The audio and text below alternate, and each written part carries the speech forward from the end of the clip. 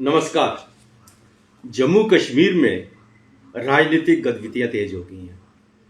ऐसा लग रहा है कि चुनाव जल्दी आने वाले हैं।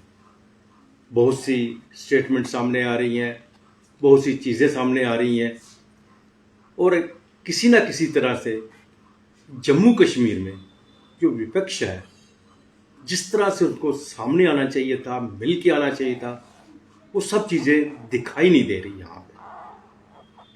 इस वक्त हमारे साथ चौधरी लाल सिंह जी हैं, डुग्गर स्वाभिमान संगठन के प्रेसिडेंट, और मेरे साथ हैं वरिष्ठ पत्रकार सतीश वर्मा जी। चूंकि अभी तक इनकी जो संगठन है, यहाँ तक चुनाव की बात करें, वहाँ से रजिस्टर्ड नहीं है अभी तक, लेकिन जम्मू के लिए जिस तरह से काम कर रहे हैं और डोगरों की आवाज़ को जो उठा रहे हैं, ये चुनावों में ज़रूर आएंगे, ये तो लग रहा है। इन्हीं से हम जानना चाहेंगे कि अगर चुनाव आते हैं जम्मू कश्मीर में, तो क्या इनका संगठन अपने बलबूते पे चुनाव लड़ेगा, इनकी रजिस्ट्रेशन हो जाएगी, या जम्मू कश्मीर की किसी दूसरी पार्टी के साथ मिलकर चुनाव लड़ेंगे? चौधरी साहब, आपका बहुत बहुत स्वागत है। धन्यवाद, शुक्रिया। एक तो आपको क्लियर बता दूं कि हमारी पार्टी रजिस्टर्ड है, रिकॉग्नाइज नहीं है। रिकॉग्नाइज तब होती है जब आदमी की परसेंटेज ऑफ वोट उस मिकदार में पड़ जाए जी, तो फिर वो पार्टी रिकॉग्नाइज हो जाए। उसका जो होता है चुनावी चिन्ह होता है, वो भी परमानेंट हो जाता है। ऐसे आदमी कभी कुछ हो सकता है। तो we are very much registered party. ऐसे ही रजिस्टर्ड पार्टी हैं जो 3, 4, 5, 7 जो भी हैं, जो भी रिकॉग्नाइज नहीं है, जो भी नई नई पार्टियां बनी हैं।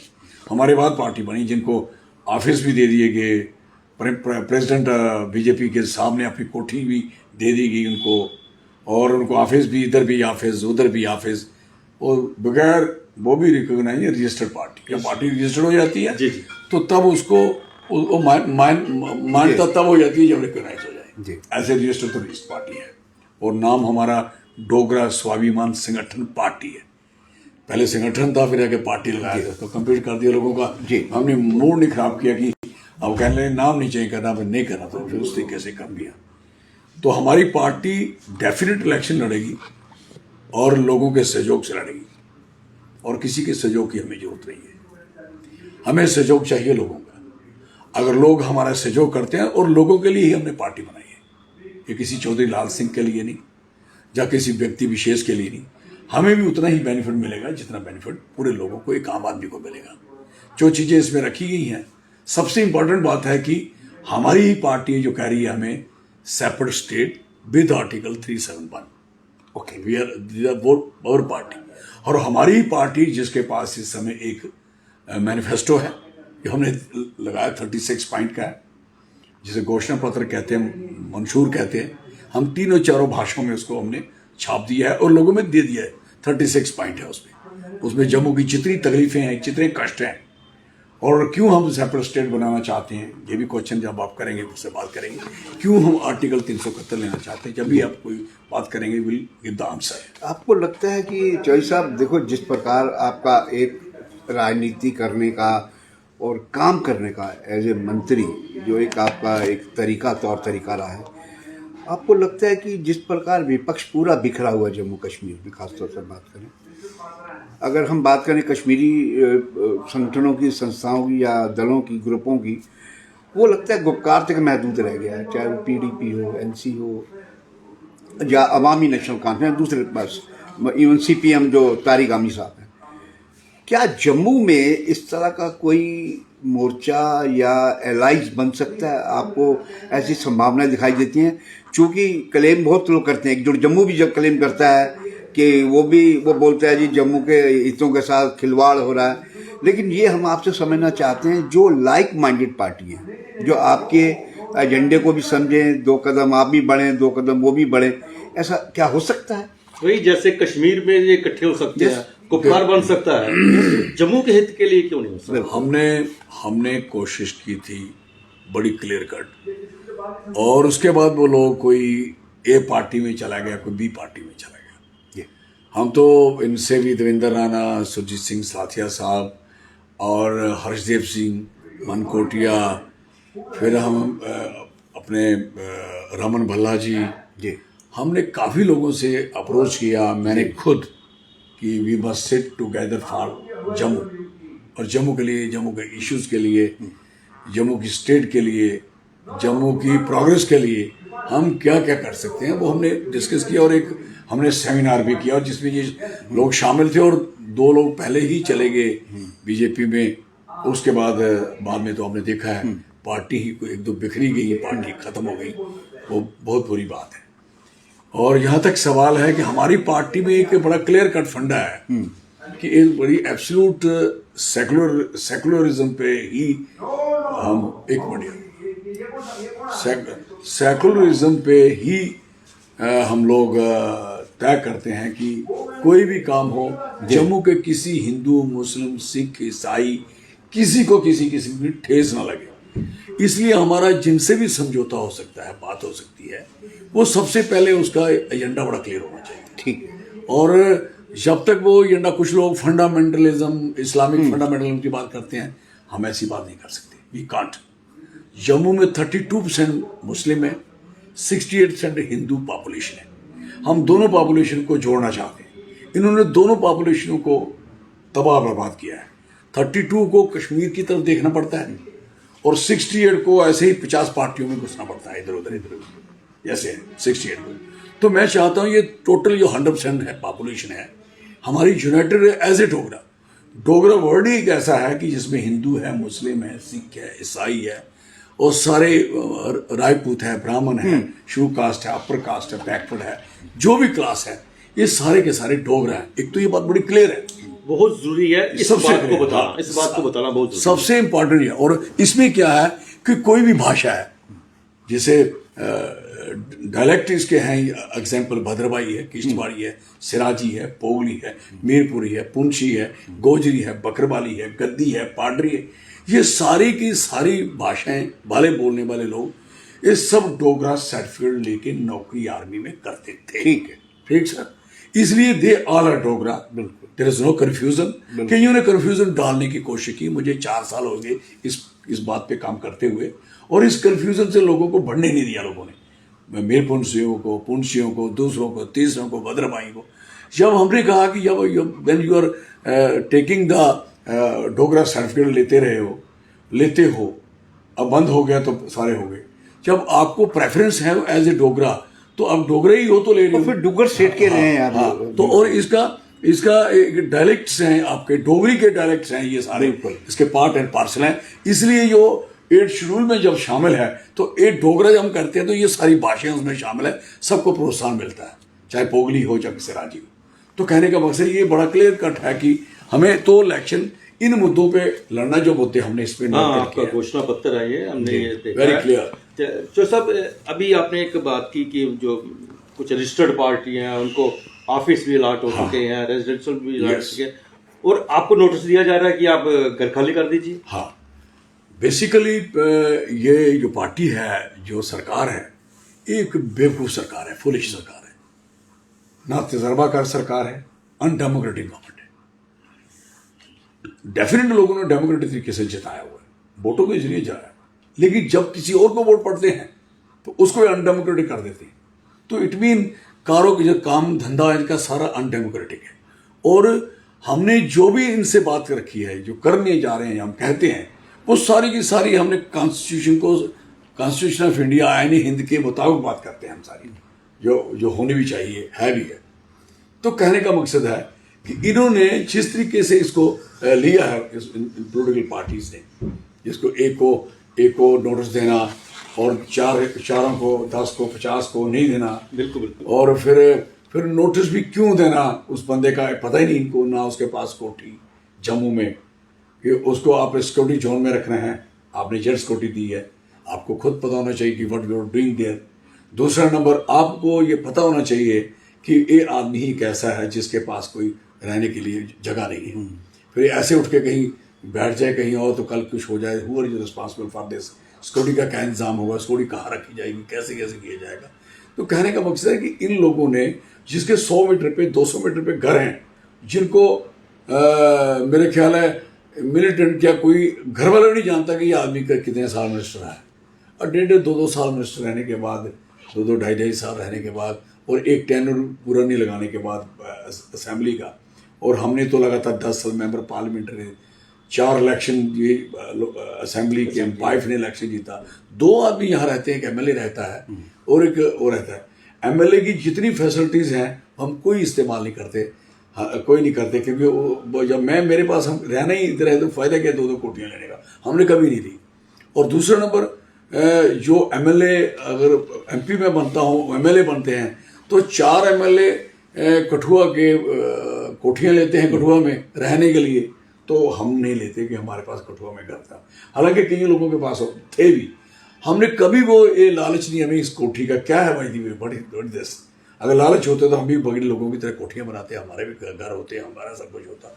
हमें वो चीज़ नहीं, हमारे लिए लो प्रायोरिटी है, लोगों के लिए। हमें कहना ये कि पॉलिटिकल वेंडेटा है, बिल्कुल, कि 100%। विपक्ष को टारगेट किया जा रहा है, क्योंकि हर्षदेव ने भी इन मुद्दों को लेकर, हर्षदेव जी ने भी बोलते थे, प्रोटेस्ट किए हैं, उन्होंने बड़ा कुछ बोला। मैं फिर उसी मुद्दे पे दोबारा आता हूँ कि जिस तरह अजहर जी ने शुरू किया था कि यहाँ बड़ी पार्टीज हैं जम्मू के अंदर, हम समझते हैं कि जिस तरह लद्दाख की तरफ हम देखें, हालांकि कारगिल और लेह में हमेशा नॉर्थ पोल और साउथ पोल का रिश्ते रहे, अच्छे रिश्ते रहे, लेकिन एक काज को लेकर वो जिस प्रकार से वहाँ पर अनुच्छेद 6 में शामिल करने की बात कर रहे हैं संविधान में, और अभी तक वहाँ डोमिसाइल लागू नहीं कर पाए, स्टेट सब्जेक्ट चल रहा है अभी तक। और भी उनके मुतालबे हैं कि 2 लोकसभा दी जाएं और सिक्किम बेस पे हमें यहाँ असेंबली दी जाए। क्या वजह है कि जम्मू में इस प्रकार की तासीर नहीं है? हम तो सिर्फ जम्मू की बात करें, कश्मीर तो फिर दूर की बात हो गई। क्या ये क्यों नहीं ये लोग एक इश्यूज पे आकर, कॉमन काज पे आके इकट्ठे होते? इनके बड़े कारण हैं। एक तो मैं समझता हूँ कि हमारे जो लोग हैं ये कोई बड़ा लंबा सोचते हैं, बड़े भारी नेशनलिस्ट सोच सोचते हैं, अपना सर्वनाश हो जाए। आप जानते हैं कि डोगरा एक ऐसा वारियर है जिसकी वजह से हिंदुस्तान के पास 84,000 मुरब्बा मील एरिया आया, और डोगरा एक ऐसा वारियर है, चाहे वो हिंदू है या मुसलमान है, सिख है, ईसाई है, किसी भी कास्ट के कलर के खा, डोगरा का एक ताकत रही है, सोच रही है कि डोगरा ने अपनी टेरिटरी में किसी को पाँव नहीं रखने, चाहे वो मुगल हो चाहे वो अंग्रेज हो, उन्होंने यहाँ पाँव नहीं रखने दिया किसी को। और इवन के आपको याद होगा जब ये 522 रियासतें जब जोड़ी जा रही थी, तो उस समय भी जिन्ना साहब को पूरा था कि ये हमें ही मिलना है, एरिया हमें मिलना है। तो वो बीमार थे, उस समय उनको बीमारी चल रही थी, तो बीमारी के रोग में थे, तो उन्होंने कहा यार अब ऐसा करेंगे कि कश्मीर में ना वहाँ रहते हैं कि वो हमारे लंग्स की प्रॉब्लम थी उसको ज़बरदस्त।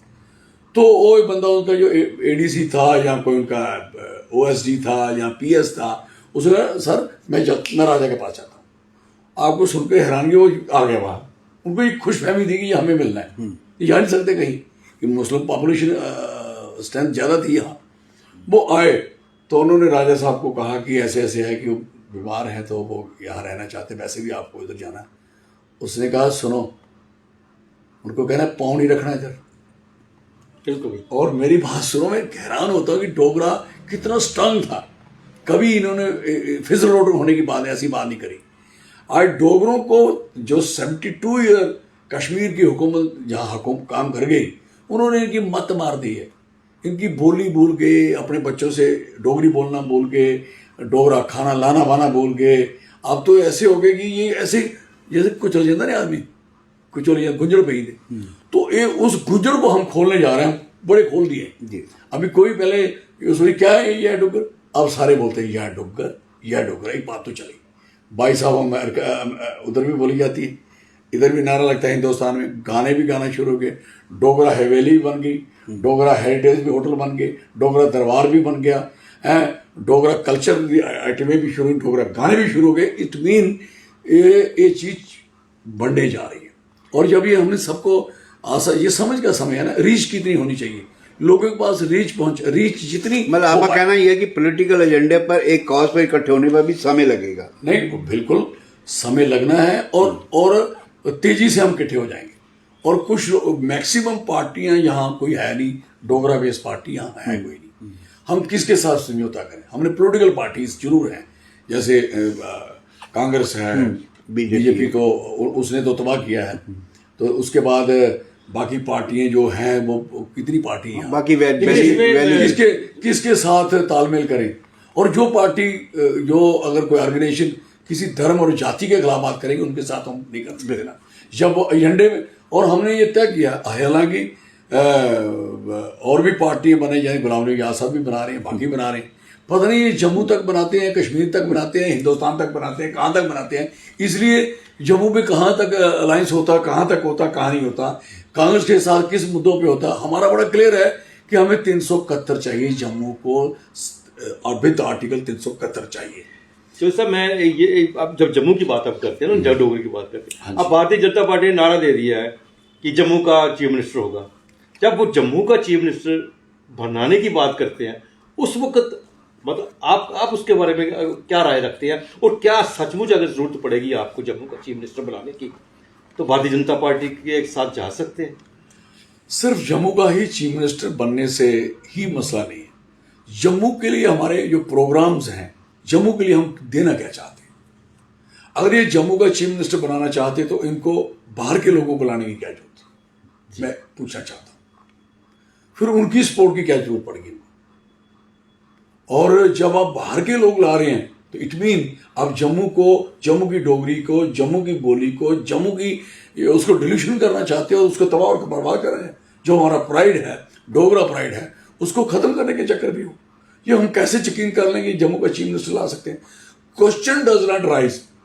ये सिंगल डिजिट में भी अगर जीत पाए, मैं आपको लिख के कह सकता हूँ, क्योंकि इनकी जो हालत है यहाँ जम्मू में, कश्मीर में तो अब भूल ही जाओ, इनको तो पहले भी 3 सीट थी, एक नहीं मिली और हाल खराब हुआ। लेकिन लोगों का ये कहना है कि जिस प्रकार से ये पहले इन्होंने गुज्जर्स को शेड्यूल ट्राइब में 7 सीटें, 9 सीटें, अब पहाड़ीज को, उसके बाद जाट, सैनी जो राजपूत कहते हैं अपने को, और ये इन समुदायों को अगर ओबीसी में डाल रहे हैं तो कोई ना कोई तो सोच के कर रहे होंगे। मुझे बताओ, शायद हो सकता है वोट लेने का गेम है। सैनी लोगों ने तो इनकार कर दिया, तो उसने ओपन कह दिया कि हम क्षत्रिय लोग, बिल्कुल, हम भी नेवर, हम बैकवर्ड क्लास में नहीं जाना, बिल्कुल, राइट, कॉन्फ्लिक्ट है। तो दूसरा नंबर जो बैकवर्ड क्लास है, हमारे कुम्हार हैं, हमारे लोहार हैं, बिल्कुल, हमारे सुनहरे हैं, बिल्कुल, हमारे ये लोग हैं बैकवर्ड क्लास में, यही 3-4 लोग आते हैं।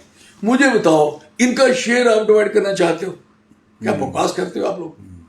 अब इट मीन इनको आप पूरा दे नहीं पाए, ये अभी भी लड़ रहे हैं, ये लोग बैकवर्ड क्लास, उनका हक छीन के दिया है। और मैं कहता हूं कि बैकवर्ड क्लास का जो शेयर, बैकवर्ड क्लास वाकई बैकवर्ड क्लास अभी भी है, उसमें भी डेफिनेट हो जाना चाहिए कि बैकवर्ड क्लास को हम बैकवर्ड स्टेटस देना चाहते हैं तो देना, उसमें उसकी इकोनॉमी जरूर तय कर लो।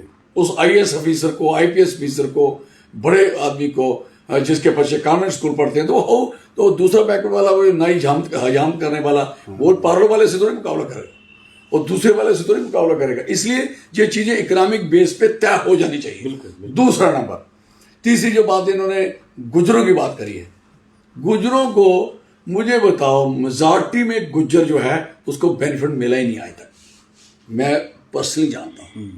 छोटे छोटे बच्चे हैं, कुर्ता पूरा नहीं है, नंगे हैं नीचे से, और भैंसों के पीछे चल रहे हैं, 5-5, 6 से 7 साल के बच्चे। पढ़ने की उम्र है उनका, कोई वो पढ़ सकते नहीं, अगर पढ़े हैं वो भी उसी स्कूल में पढ़ते हैं जो स्कूल उनके साथ चलता है, और वो स्कूल कैसे पढ़ाता है, किस पहाड़ी पे पढ़ाता है, क्या पढ़ाता है, क्या नहीं पढ़ाता, और उसका मुकाबला कॉन्वेंट पढ़ने वाले गुज्जर के साथ हो रहा है। उस IPS ऑफिसर के बच्चे के साथ करना पड़ा है, उस प्रिंसिपल सेक्रेटरी के बच्चे के साथ करना पड़ा है, उस KPS बच्चे के साथ करना पड़ा है।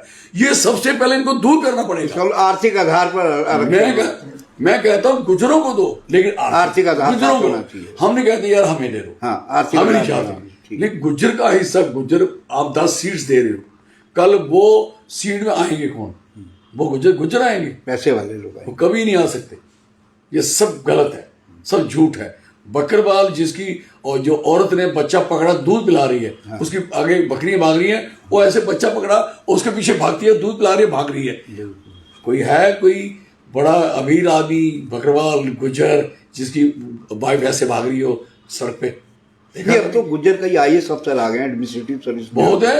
हाँ, तो आपका कहना ये है DGP है, बहुत से लोग हैं। आपका कहना ये है कि आर्थिक आधार भी साथ देखा जाए उनका। बिल्कुल, देखो तब इन लोगों के साथ इंसाफ होगा, उन गरीबों के साथ नहीं, इसके साथ और पहाड़ियों को हम जोड़ते हैं, जब हम लोग पहाड़ियों की, तो किनको आप पहाड़ी कहेंगे? देखो इन्होंने पहाड़ी स्टेटस को बेसिकली जिन्होंने शुरू किया था वो फरूक साहब ने 83 में उसकी सिफारिश की थी। ये बेसिकली गुज्जरों और पहाड़ियों की एक तगड़ी लड़ाई डलवाई थी पहले जमाने में। हालांकि गुज्जर तो हमारे इलाके में भी स्टेटस ले रहा है, वो तो प्लेन इलाके में हरसपुरा बिश्नाह में भी ले रहा है, वो नीचे कठुआ में भी ले रहा है, तो बनी बसोली बिलावर में भी ले रहा है। इधर कोई ज्यादा स्टेटस मिल रहा था तो फिर बसोली क्यों नहीं, बनी क्यों नहीं, भद्रबाग किश्तवाड़ डोडा क्यों नहीं, बिलावर क्यों नहीं, फिर रामनगर चनैनी क्यों नहीं, फिर उधमपुर क्यों नहीं, फिर गूल अरनास गुलाबगढ़ और मोहर क्यों नहीं, फिर रामबन और किश्तवाड़ डोडा क्यों नहीं। मुझे बताओ फिर इन लोगों को पता क्या है वायदी में। और इन्होंने 6 सीट्स इधर और 3-4 सीट जो बारामूला का एरिया वो, ये 8-10 सीट्स को अगर इन्होंने पहाड़ी स्टेटस दे दिया, बीच में गुज्जर भी हैं जो उनकी डांग ठोकेंगे, वो भी हैं। मुझे बताओ, ये कोई कह रहा था कल हम 12 लाख वोट हमें मिल गए, कोई एक बोल रहा था उधर बंदा, भाई साहब आपको 12 लाख मिले, आपके 12 लाख वोट थोड़ी है यहाँ जम्मू कश्मीर में, जम्मू में आपके कितने वोट हैं? आपके कठुआ की 6 सीट्स आपकी हैं क्या?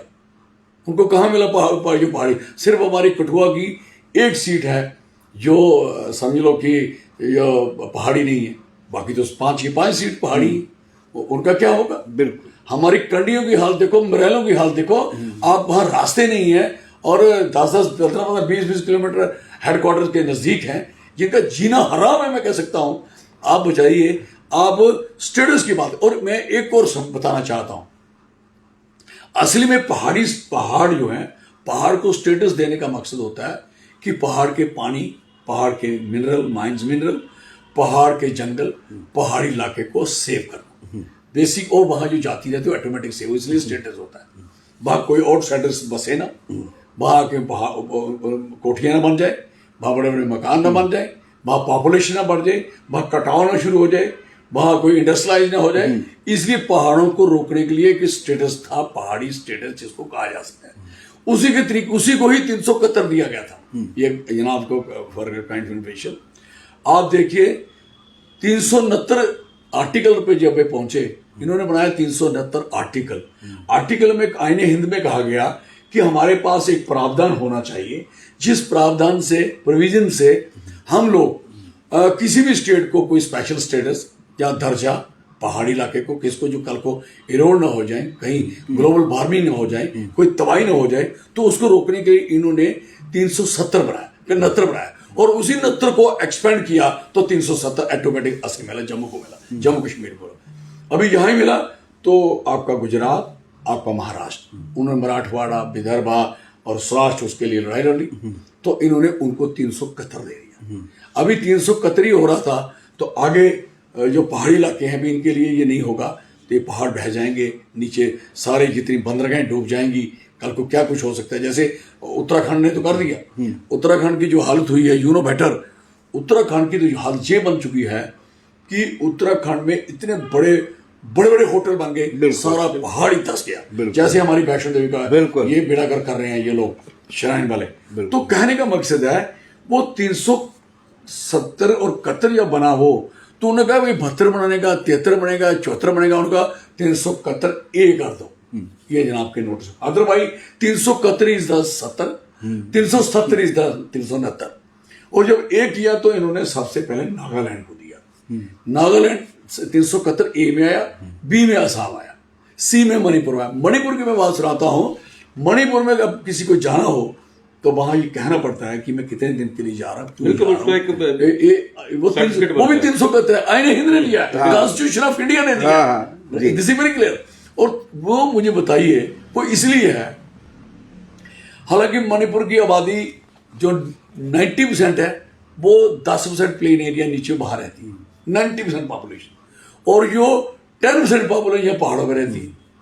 उधर भी क्या है, विद इन 371 उन्होंने किया है कि वो जो मणिपुर का बंदा मेरे से बात कर रहा था, एक ऑफिसर कमांडेंट था, वो कहता सर हम मणिपुर में रहते हैं उधर नीचे वाले डाउन एरिया में, जहाँ प्लेन है, तो हमें आर्डर नहीं है, हक नहीं है कि हम पहाड़ी एरिया पे जमीन खरीद के मकान बनाए पे। कौन? मणिपुर वाले। तो मतलब है कि पहाड़ों की सेफ्टी ही बिल्कुल ट्राइब है।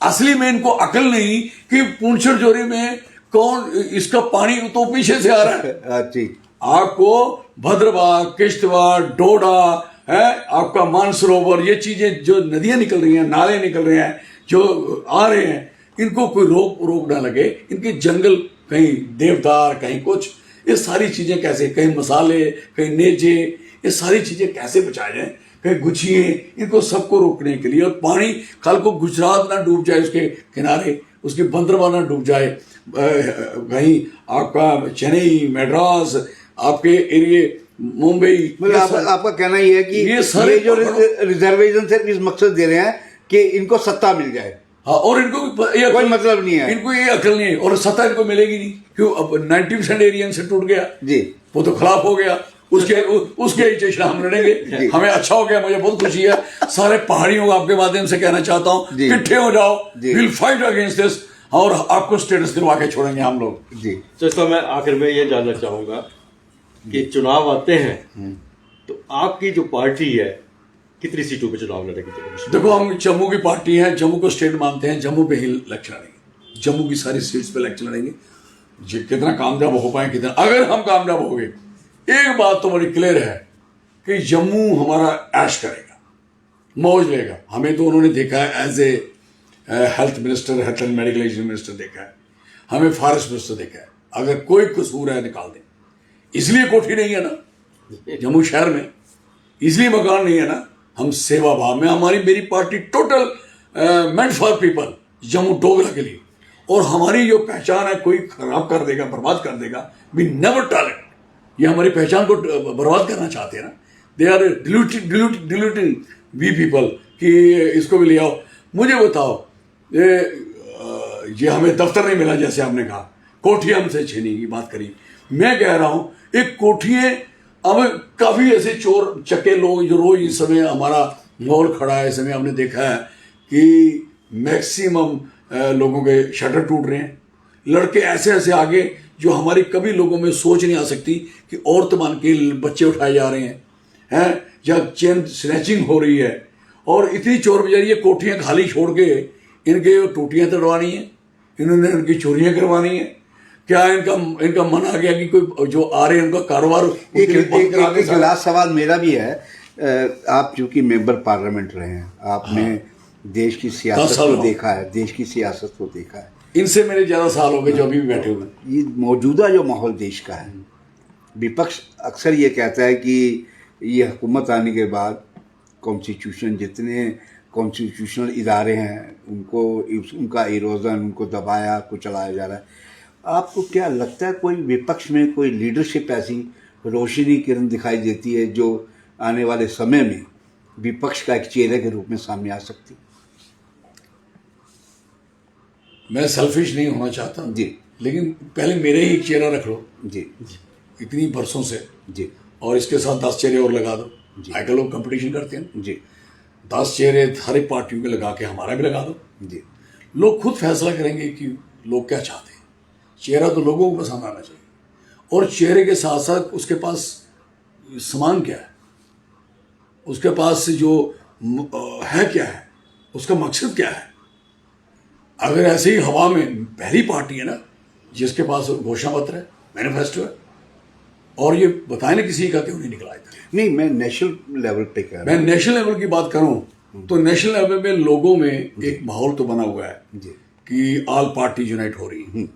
ये एक अच्छी बात है, और ऑल पार्टी जब यूनाइट होती हैं तो चेहरा भी उनमें मिल जाते हैं। ऑल पार्टी के मकसद में लोग अपने अपने चेहरे अपनी अपनी पार्टी के दिखाने की कोशिश करते हैं, लेकिन लोगों में आप आजकल आप देखिए राहुल गांधी की क्या पोजीशन है, यू नो सी दैट। मैं कहता हूं कि he is the best person इस समय जो ऑल पार्टी में। मैं देखा ऑल पार्टी वालों ने भी डिसाइड किया कि ये हमारा, इसकी परसेंटेज बाकियों से ज़्यादा है, और जो काम कर रहे हैं तो मुझे लगता है कि इससे और ज़्यादा हो जाएगा। तो इस समय आल पार्टी जो कंट्री की हैं वो तो इकट्ठी होंगी डेफिनेट इकट्ठी होंगी और इकट्ठा होना पड़ेगा। अदरवाइज जो इरोजन है वो किसी विशेष व्यक्ति का नहीं, वो टोटल कंट्री का ही इरोजन हो रहा है। तो इसको तो मैं समझता हूँ कि कोई इस पे कंप्रोमाइज़ की बात है नहीं कि हम लोग सारे लोग यूनाइट ना होंगे तो एक बहुत बड़ी नॉनसेंस होगी। इससे बड़ी सख्ती से सख्ती लोगों को झेलने पड़ेगी तो झेलने पड़ेगी, लेकिन लोग इसके लिए स्टैंड करेंगे और लोग लड़ेंगे क्योंकि हालात इस किस्म के हैं। हम तो बड़ी छोटी सी लड़ाई लड़ रहे हैं, अपने जम्मू की लड़ रहे हैं, लेकिन हम समझते हैं कि जम्मू स्ट्रांग है तो कंट्री स्ट्रांग है। जम्मू स्ट्रांग नहीं होगा तो इनका कोई स्ट्रांग नहीं, गलत फहमी में है। जम्मू ही है जिसकी वजह से ये लोग यहाँ पैर रख पाए। और पैर रखने का मकसद ये हुआ कि इन्होंने पैर वो रखा कि जैसे हाथी